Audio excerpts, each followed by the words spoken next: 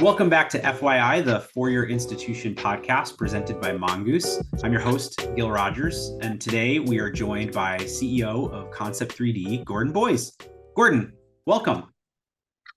Thanks for having me, Gil. Good to be here.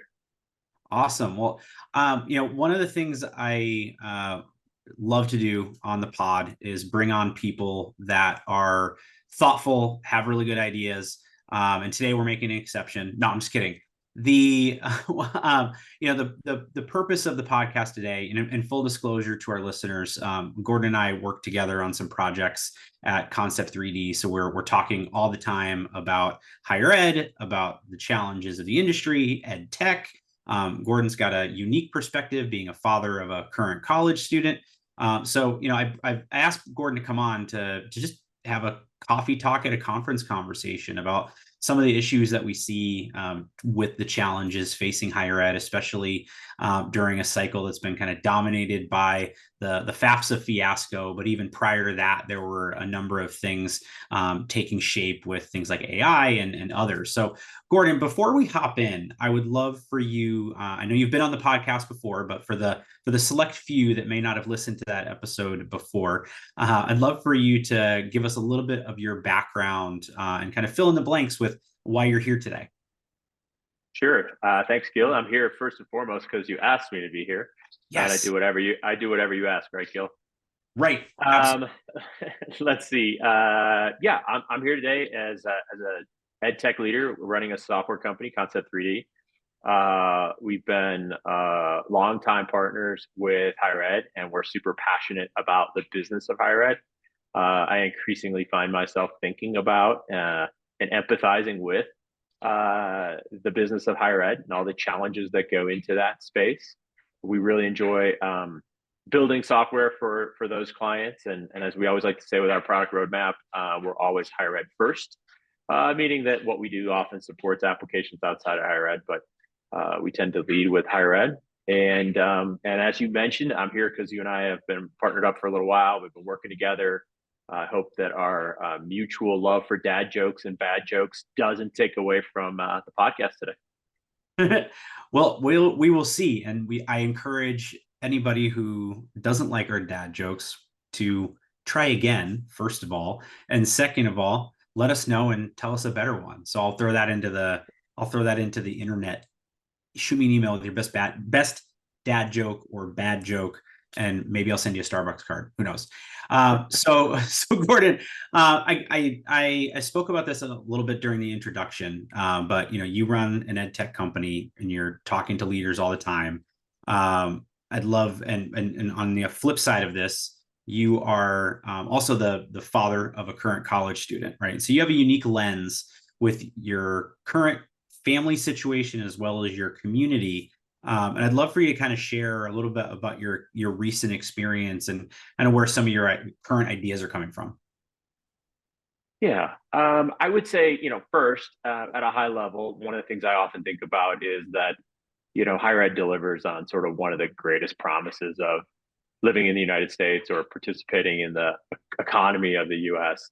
And that's that higher ed has an opportunity to change lives and impact for generations, right? So whether you look at somebody who might be a first generation American, or whether you look at young adults around the world, when they think about prosperity and when they think about wealth creation and when they think about changing the trajectory of the family, often they think about US higher ed. And that's because it's one of the greatest value propositions in the world. Does it work every time? Maybe not, right? Are there rooms to improve? Is there room to improve? Most certainly, right? But when you look at it, it's aspirational for a lot of people. And so for me, as you mentioned, kind of the big change was going from sort of knowing that and believing that and having that in my background to all of a sudden being a consumer of higher ed. And so that's where, for me, a lot of things changed. And around our company, right, as you look at a young company getting older, you end up with a lot of parents, and we start to think like parents, and we start to think like buyers of higher ed. And then eventually we watch our children go through the process of narrowing down a list, reflecting to themselves, and then ultimately sort of jumping in and applying to college and picking a college and all of those kind of things. So that's been a recent part of my journey, and then trying to put that together with the business that I run has been something that I've spent a lot of time thinking about, and you and I have bounced ideas off of each other in that vein for a while now. Yeah. So one of the stories I like to tell people when I explain kind of some of the work we're doing at Concept3D, I kind of hijack the story of your son's college process. I'd love for you to kind of walk some people through that and how that kind of serves as an inspiration to some of your more recent work. Sure. At first I'd say it's probably fairly typical, right? The only thing that was atypical is sort of my relationship on the business side with the business of higher ed. And so I kind of looked at it through a bit different lens. I'd say, like most students, right? Sometime in their junior year, they start to pull together sort of a list of institutions they might be interested in. They start to pull together majors that they think they're a good fit for. There are a lot of different places to research that stuff, a lot of different aptitude tests that get provided by the high school setting. And ultimately, they sort of begin this journey thinking about what higher ed might look like for them. On their end, it feels like a lot of work, I would say. It feels a little stressful at times, especially as you start to get to that, what schools am I going to apply to? And then ultimately that waiting on your edge of your seat as you do in late winter, early spring, waiting for decisions to be made. And then it obviously flips and the student needs to make a decision. I think sort of the unique perspective going through that, again, fairly typical, right? You have some schools that you're going to apply to that are a stretch. You have some majors that feel like are a really good fit, but then you have some institutions that might be a bit different, right? Do I maybe want to explore this in my career or that in my career? You start to think a lot about venues and the characteristics, both physical and I don't know the right word, but the values, for example, of an institution, and you're looking for that fit. It's pretty exciting to go on college trips, right? If you get the opportunity to go and take a trip and visit a college and sort of see those students that are 2, 3, 4 years older than you and sort of realize the independence that they're experiencing, right? And so it's a pretty exciting moment for the student and for the parents to think about the art of the possible and to begin to be a consumer of higher ed. And that's wonderful, I think, in a lot of ways, and it's powerful in a lot of ways. I think there are also within that experience, you end up, especially from sort of my side, right? I always look for problems and areas that are for innovation in higher ed, and the other elements of that process is, as I mentioned before, it could be stressful.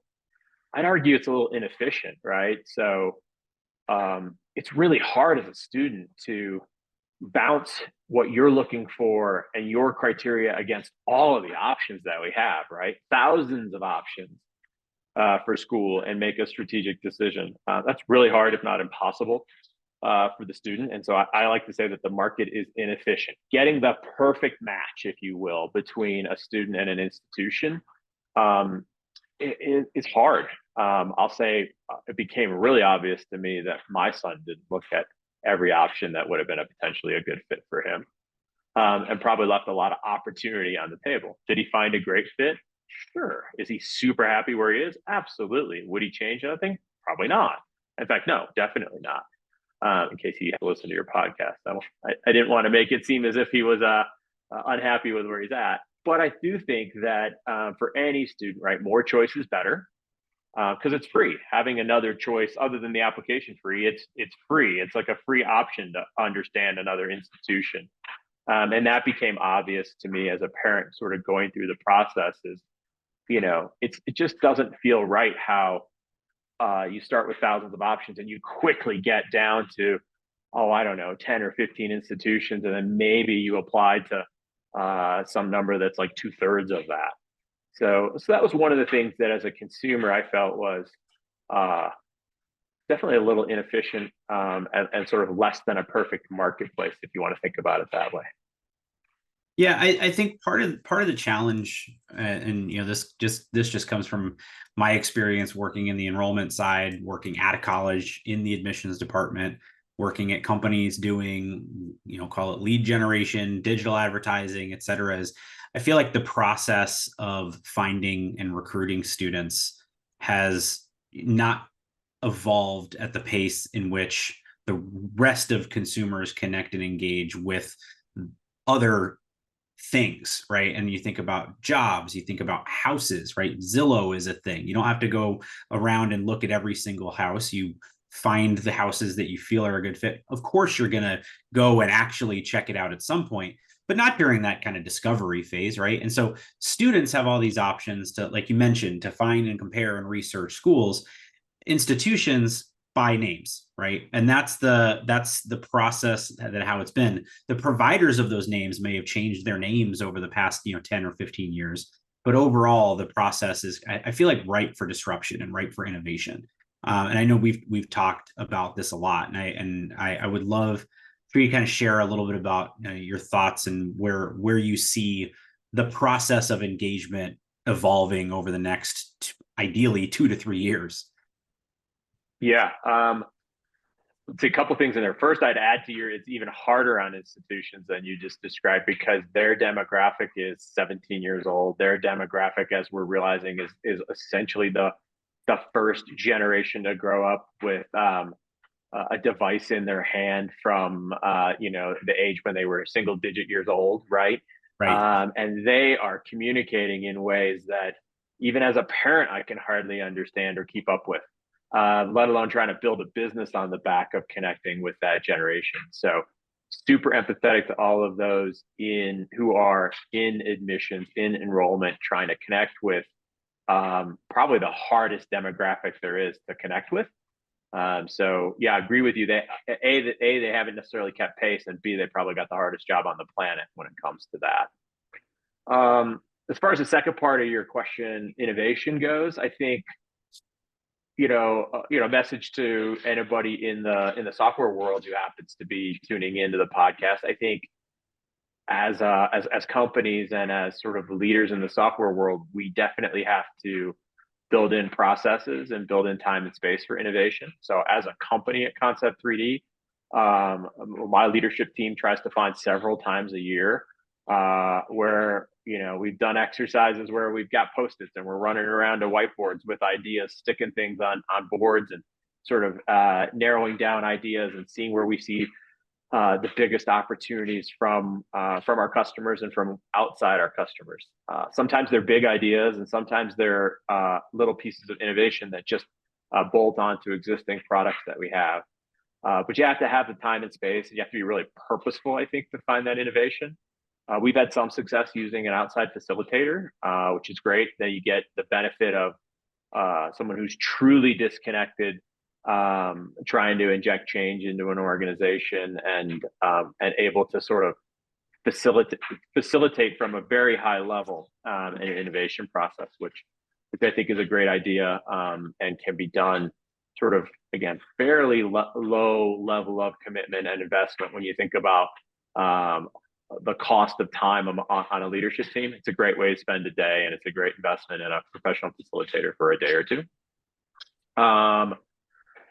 Yeah, and so we've run through that process, and in that process, it's where we've started that together with, as I mentioned, this very personal journey with my son and with his friends, and watching our friends as his parents sort of go through the process, that we ended up finding what we think is a really great opportunity for innovation as it relates to the admissions process. It really started by identifying both pain points and themes as a consumer of higher ed, and then also from the folks in the higher ed market, in enrollment specifically, that we talked to, and getting them to sort of identify what are they struggling with.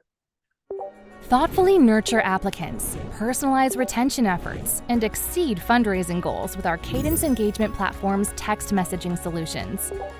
Designed exclusively for higher ed by higher ed professionals, Cadence helps you engage your audiences with the perfect balance of AI and personal connection. We leverage an intuitively designed interface and easy-to-use texting templates so you can have targeted conversations or scale up to expand your reach.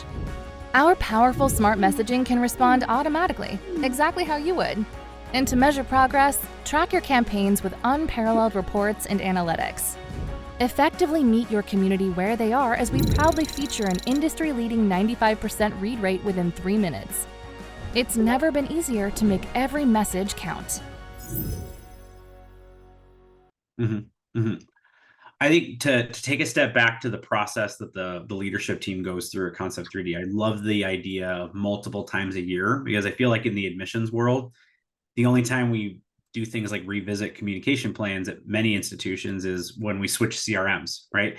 Until that point, it's a lather, rinse, repeat process for our inquiry comm flows as a basic component of all of this. And I feel like it's hard given the current expectations on admission staffs, right? Think about it as, and we've experienced this, talking to many institutions over the past few months, getting people just to even be available on campus because they're traveling to go visit high schools, they're going to college tours, they're at a conference, they're reading applications, they're running events. And so we don't take the time to pause and really think critically about what are some of the ways that we can improve our processes. And so then we end up doing the same thing over and over and over again. And then we observe things like staff turnover, or hard to fill positions, or just overall staff morale. I remember when I was an admissions counselor, there's always this, and some of it's real and some of it's trying to convince ourselves and speak it into existence. But when travel season starts, everyone is, mid-September, early October, everyone's posting on LinkedIn about how excited they are to be doing travel. But then what happens in, late November, early December, it's, oh, I can't, you're on the road. I can't deal with this anymore. I don't want to go to Spirit. And it's just a lather, rinse and repeat type of a thing. And so, when you think about the challenges of and the processes for admissions officers, I know there's a number of things that we've talked about before that institutions are facing when it comes to or applying what we just talked about, right? And I'd love for you to share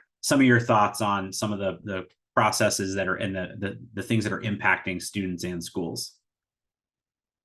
Yeah, I think, first, innovation on the enrollment side, from what I see, from where I stand, the number one time that they take their heads up and they have their innovation type activities tends to only be when there's change at the senior level within an institution, right? So someone super senior comes in either in enrollment management or a change even at the higher level of an institution is when they take the time to really change their strategies.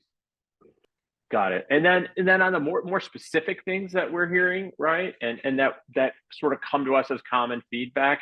The obvious one is admissions cliff. I think everybody knows about that. If I could, I'd share a little silver lining about the admissions cliff. The US economy isn't going to slow down, and we got an aging population. So if you're a student coming out of a college on the back end of the admissions cliff, you're going to be in super high demand. And so I think that, but nonetheless, for the institution, the admissions cliff is real, and the changing demographics is real. We also hear a lot about the uneven and unequal demand for programs on these campuses, right? And so you've got one particular major or series of majors, and those have very low admissions rates. But here you have some comparable majors or some similar majors in other parts of the institutions with much higher admissions rate, which means lower demand for those degrees. And so again, inefficiency there. If only a student knew that they had a 50 or 60% chance of getting in for a data sciences degree versus the computer sciences degree that they think they should be going after, it may open up some very similar career goals, but there's an inefficiency there. And we hear from enrollment staff, hey, we really wish we could have more students to fill this particular profile at the institution. And again, let's not forget that drives our economy here in this country, right? Healthcare workers, great example. that student who wants to study biology might be just as valuable over time from their career standpoint and from their contribution to our economy as someone who wants to go study pre-med. Maybe the pre-med major or is twice as hard to get into as the biology or biochemistry major, but they're going to have similar outcomes for the student and for the economy. Also hear about the volume of work for admissions is increasing. So you've got, and you've also got that dynamic, right, where the admissions cliff is going to put financial pressure on the top line, and then the amount of work that the admissions team has to do is increasing pretty significantly due to record level of applications. So that's a tough dynamic. We hear a fair bit of that. And then, like you would expect, we always hear about looking to make sure that there's a high ROI on their marketing and technology investments. Those are the things that I think come to mind for me most often when we talk to enrollment. I would say for us, a big part of how this started is, with our products map and tour and events platform, we often heard admissions teams saying, hey, how could we get an ROI on that product? And those products are less about that incremental student on campus and are more about sort of other pain points. But that's kind of how we realized a lot of what the thinking was on the enrollment side of an institution. Yeah, it's interesting. I was on an Enroll ML webinar a couple weeks ago, and Tej Matil, who, if you haven't read his book, The Admissions Officer's Malaise, you should. He's a guest on a separate episode, but we'll give Tej a shout. I think I've given Tej a shout out like 5 or 6 times on the podcast, so he owes me $1. I think that one of the things that he spoke about, and I've been talking to him about for years at this point, is that the issue that most investments on an enrollment office are really judged by 3 things: how many leads or inquiries does it drive, how many of those apply, and how many of those enrolled.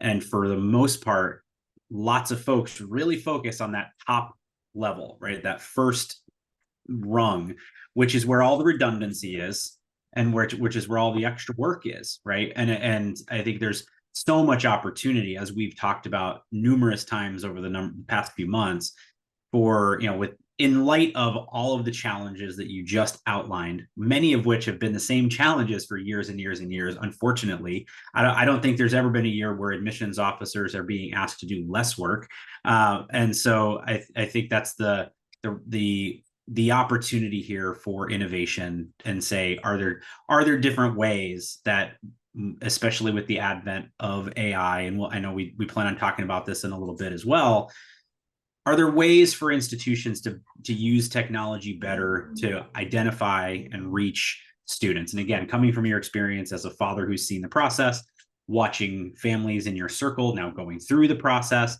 I'd love for you to kind of give us a thought, a high level view of your thoughts there. Yeah, I mean, we set out to build something that was disruptive and satisfied sort of all of those pain points, both on the student side and on the institution side. And so we've created a platform as a company where the matching, the activity starts with the institution, right? So it's the opposite of how you apply today. Meaning that the institution is able to find those perfectly matched students for their strategic initiatives. I will tell you, every time you talk to an institution, they know exactly the students that they're looking for, right? They know the majors that they need more applications for, or the schools within the school that they need more applications for. And they know down to the high school where they're going to get the best fit, right? And they know the students that might be one flight away if they happen to be students that are going to be sort of out of area. They really get who they want, right, as far as big picture to attend their institution, and for what value props that they have to provide. The real trick is, how do you connect with those students, right? And so that's the platform that we set out to build. And to your point, I think you can use and certainly teach AI to do some of that, right? So we're seeing it popping up in other businesses where essentially AI is smart enough to make recommendations, right? So if you tell it the characteristics, as an example of an institution, and you tell it the characteristics of a student, and you say, "Is this a good fit?" AI can answer that question, right? And so that takes away a lot of work if you can structure those two sides of the equations to work together.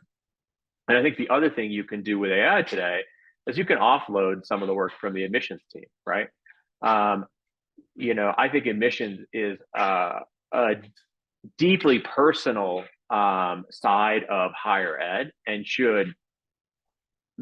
that should stand the test of time, and will stand the test of time. An admissions decision is personal.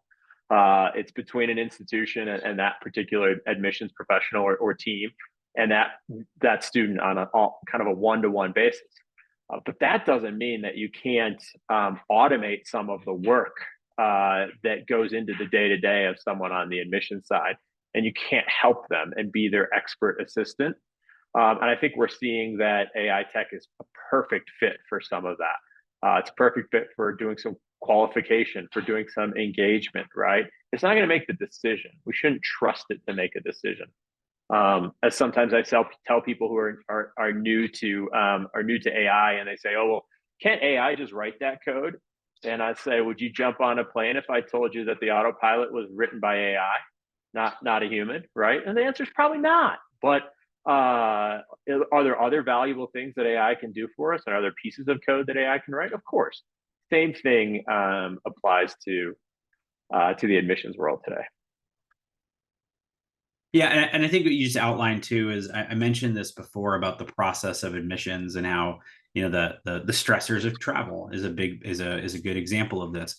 I feel like we do the focus on the top of the funnel, the biggest wedge of the phases in the process, because it's all under the guise of being personalized throughout the experience. And so I feel like many folks have this perspective that I go to the college fair because I want to be in front of the families and make an impact on their decision to apply. But I think if we're honest with ourselves, most of the time we're answering the same questions over and over and over again. What's your average GPA score? What's your average SAT? Do you have an English program? How do I start a club? Right? These are the things that every school is answering multiple times, many times in that order throughout those face-to-face interactions. And what I would kind of piggyback on what you spoke about is, we think about the redundant processes. That's where the robots come in, right? And that's where the AI can help with those pieces. But as you mentioned, it's a more personalized experience towards the bottom of the funnel. I think that's where the admissions officers have greater impact. And I did a research study on this a number of years ago when I was at Chegg in partnership with Staymates. It was the Teens Talk report.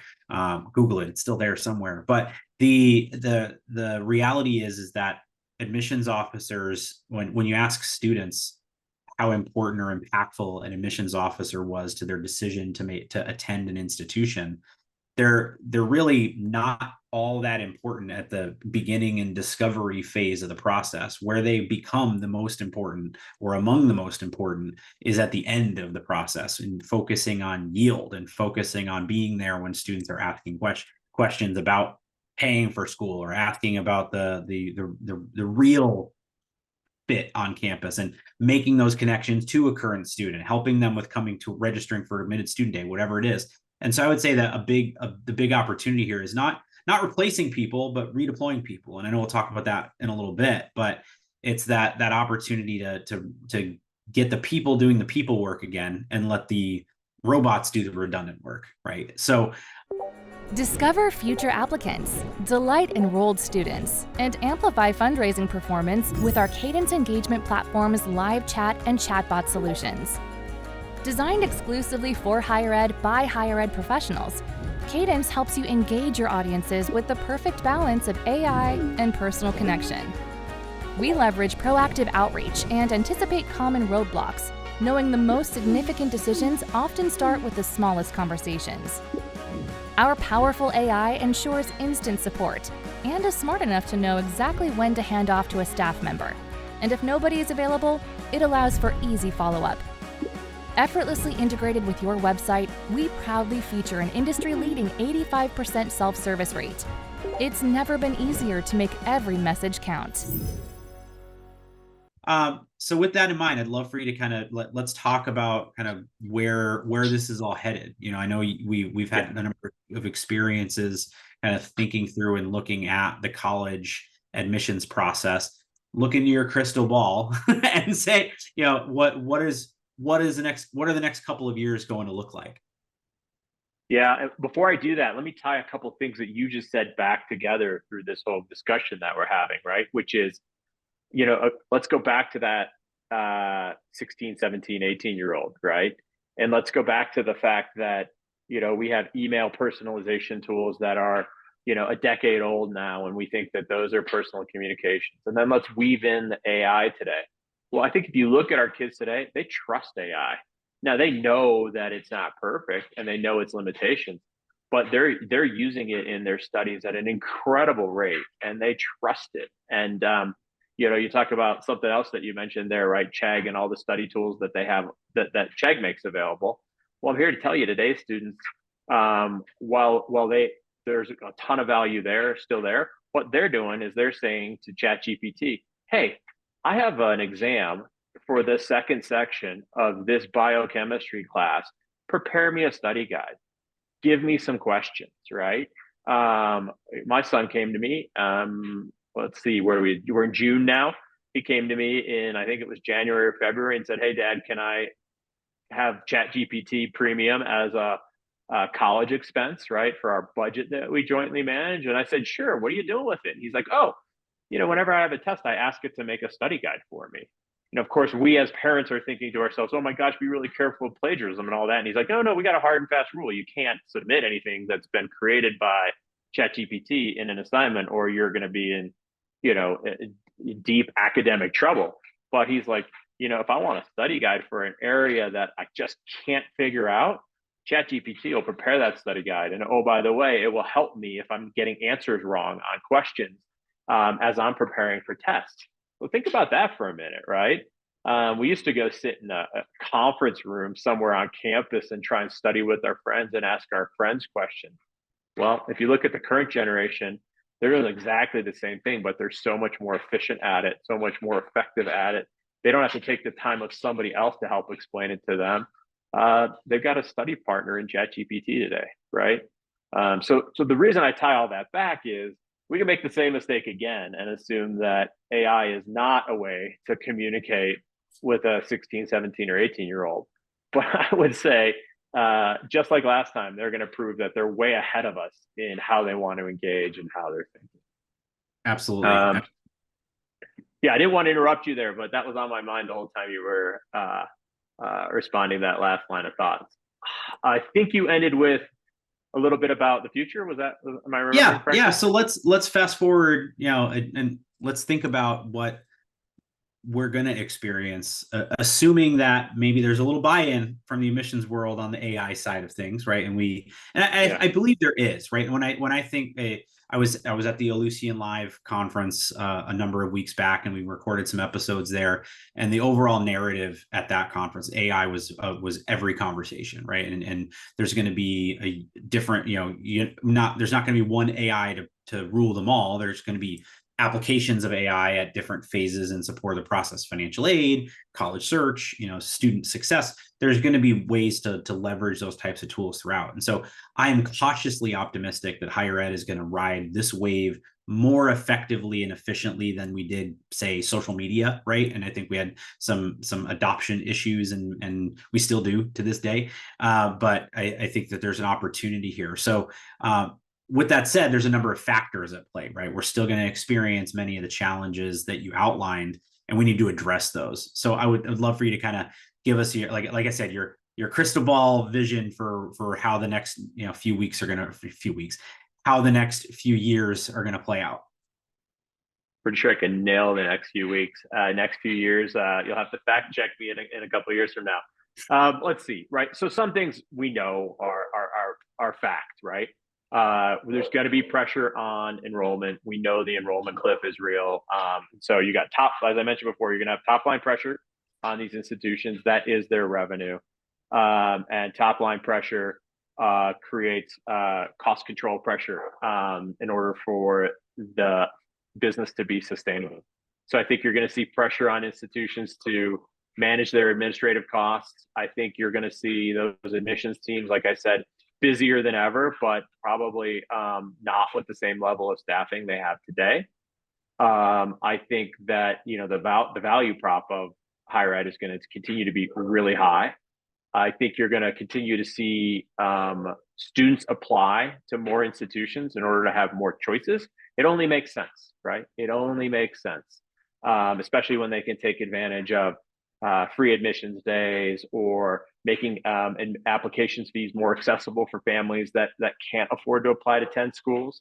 I think the reality is that students are going to realize that more choice is more helpful. So the institution is going to have more applications, but at the end of the day, that student that was applying to 5 schools is now applying to 15 schools could still only go to 1. And that is a harsh reality, I think, for the next 3, 4, 5 years on the institutions, maybe longer. And so, I think you're going to see a combination of technology, right? AI is technology, not necessarily a product. You're going to see a combination of technologies and innovators trying to be disruptive as a result of that backdrop. That's what we're trying to do at Concept3D with FlipBap is make it a solution that meets all of those needs and delivers a better admissions experience for the student and a better match for the institution. I think that the future, as far as that dynamic goes, is just increasingly complicated. I think higher ed's had to deal with a lot of complications. It's a complicated business. It's a big business. It's an expensive business. But the degree of difficulty over the next few years is without a doubt going to increase. Yeah, and I would love, as our last kind of question here, is to think about the people resources of all that. I like to center, again, I'm a admissions counselor, was my first job. I'm still got a passion for that space, right? And I like to think about the people in that area, because I feel like we've done a good job as an industry of really cutting off that narrative of AI is coming for everybody's jobs, right? That's not necessarily the case when it comes to this, to this profession. Like you mentioned, it's very complicated, it's very unique, and it's one of the hardest jobs in the world. And but again, I think it comes to the matter of where the resources are. And you mentioned, rising costs and decreasing revenues. And I think these are all things that with the media has been pounding home. Many podcasts have been pounding home about the state of and the future of the industry. What are some thoughts and kind of recommendations that you might have coming from the business side of things, right? This is the beauty of being an ed tech company. You still have to run it like a business, which higher ed is a business. But maybe there's some lessons or some thoughts that you have if you were in this situation and higher ed were your company, what would be some of the things that you would recommend and do? Yeah, I think you gotta be really strategic, right? You got to think about what you're good at. I think you have to really sharpen the pencil on your value prop. I think that you have to think about how to innovate. Acknowledge the reality of the situation going forward, and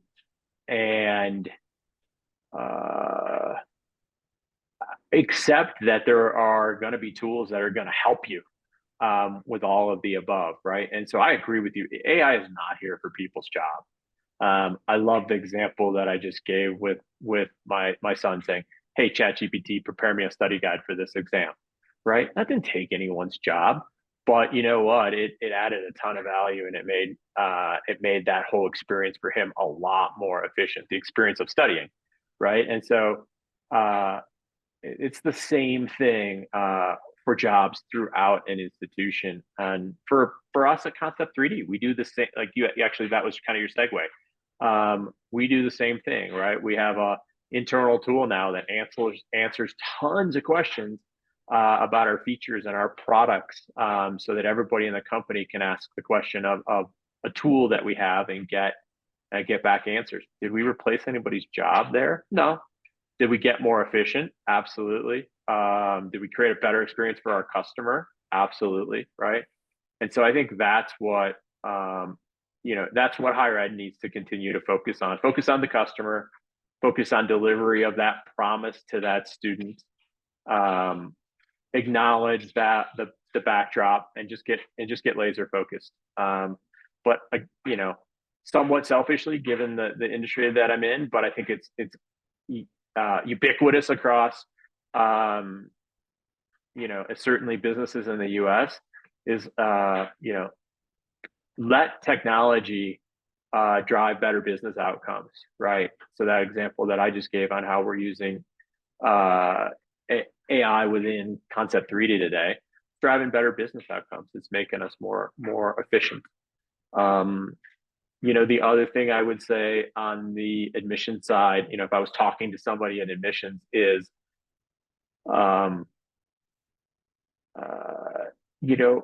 acknowledge that some of the things that are somewhat of a tough pill to swallow. For example, admissions rates going up.